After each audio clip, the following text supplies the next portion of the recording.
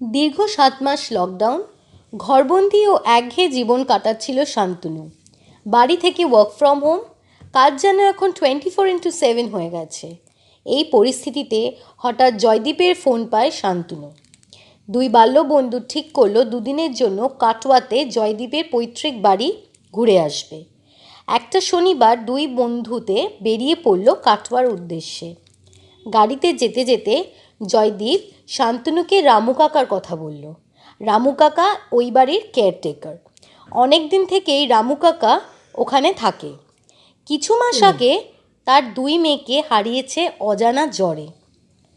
দুপুরের মধ্যেই পৌঁছে যায় কাটোয়ার বাড়িতে। ওখানে রামু কাকার সাথে আলাপ হয় শান্তনু। মধ্যাহ্ন আহার সেরে দুই বন্ধু দোতলার একটি দক্ষিণ খোলা ঘরে আড্ডা দিতে বসলো। গল্প করতে করতে কখন যে সন্ধে নেমে এলো বুঝতে পারেনি তারা। হঠাৎ জয়দীপকে কেউ এসে একজন উঠোন থেকে ডাকলো। তাই জয়দীপ শান্তনুকে বসতে বলে নিচে গেল ওই ভদ্রলোকের সাথে কথা বলতে।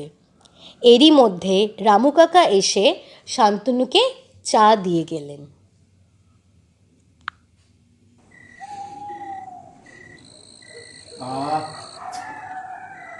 জয়দীপটা যে কোথায় গেল আমাকে একা একা এখানে রেখে দিয়ে। এমনি পুরনো দিনের বাড়ি, কেউ নেই কোথাও। ভেবেছিলাম অনেকজন ছোটোবেলার বন্ধুরা থাকবে, আড্ডা ফাড্ডা মারতে পারবো। ও আমাকে একা একা রেখে কোথায় যে গেল। যা বাবা, ওর অন্ধকার হয়ে গেল, কী হবে? ওহো হ্যাঁ, সিগারেটের দেশলাইটা তো রয়েছে, জ্বালাই। মোমবাতিটা যেন কোথায় রেখে গেল জয়দীপ বলল।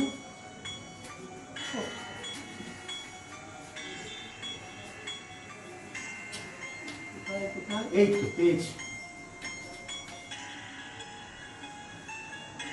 এমন একটা মোমবাতি রেখে গেছে, কিছু দেখাও যাচ্ছে না। জয়দীপ, না এখানে তো ফোনও নেই, কিছুই নেই, কি করি?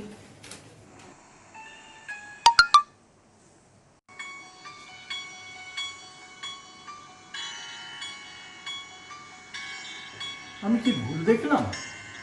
কারা যেন আমার পেছনে দাঁড়িয়ে ছিল, দুজন দেখতে পেলাম।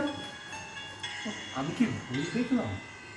না দেখি তো ভালো করে, এই অল্প প্রদীপে তো বোঝাও যাচ্ছে না। দেখি,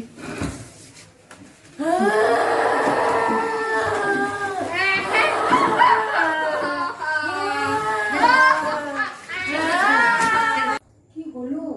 এত অন্ধকারের মধ্যে ঠাকুর ঠাকুর বসে